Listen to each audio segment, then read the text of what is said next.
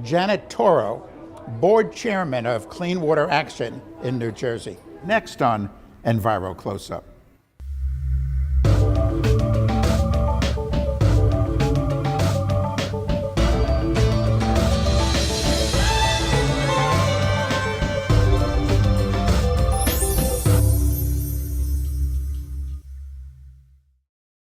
The Oyster Creek nuclear plant in New Jersey, the oldest nuclear power plant in the United States, which is to close this year as a result of strong citizen and government action. And a lot of that action was led by Janet Tauro, board chairman of Clean Water Action in New Jersey.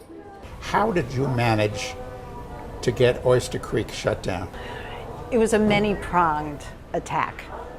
It was citizens, it was legal, it was government, it was 400 blows. It wasn't really just one thing. We organized around various themes. There was the health issue, there was the safety issue, and there was the environmental issue.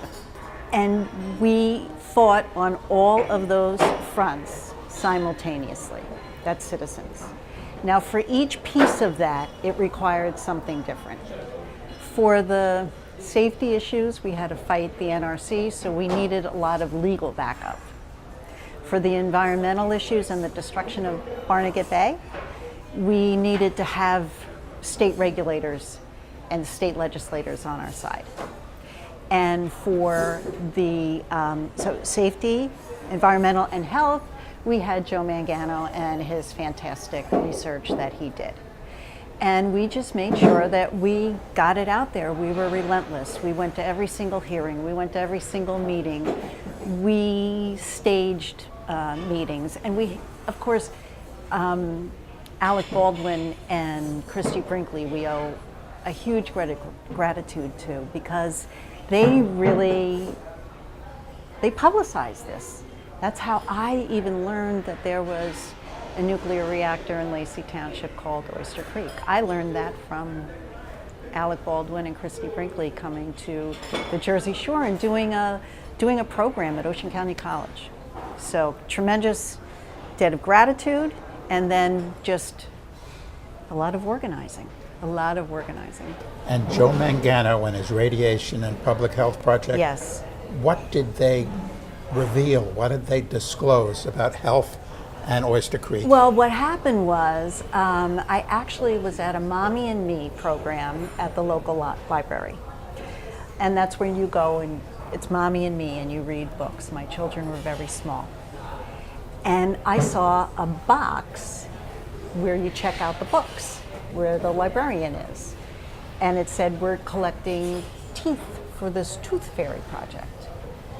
And it said to measure the effects of radiation from Oyster Creek. And it dawned on me, oh my goodness, Oyster Creek, that's that nuclear plant that Alec Baldwin and Christy Brinkley were talking about. So I went home, I told my husband, and he said, well, yeah, let's give the teeth. So I had baby teeth from my children, and took it back to the library, put it in the box, and, was appalled when those results came in. And it showed that children in Ocean County had elevated levels of strontium-90 in their teeth. And that's when the war began. That's when the battle began. The successful fight against Oyster Creek, what can people all over the country, all over the world learn from it? We never said anything that wasn't true. Everything was factual, everything was backed up with facts, and we relentlessly put it out there. And we put it out there, like I said, in these public hearings and meetings, letters to the editor, talking to every journalist we knew, talking to the radio station, talking to elected officials, relentless. And once you know these bad things are happening that can make your family sick, you can't not do it. So you just have to keep doing it. The notion that you can't fight City Hall, it's a myth created by City Hall. In New Jersey, Oyster Creek has been closed because of of people standing up and fighting and providing a lesson for people all over the United States, all over the globe. I'm Karl Grossman. Thanks for watching.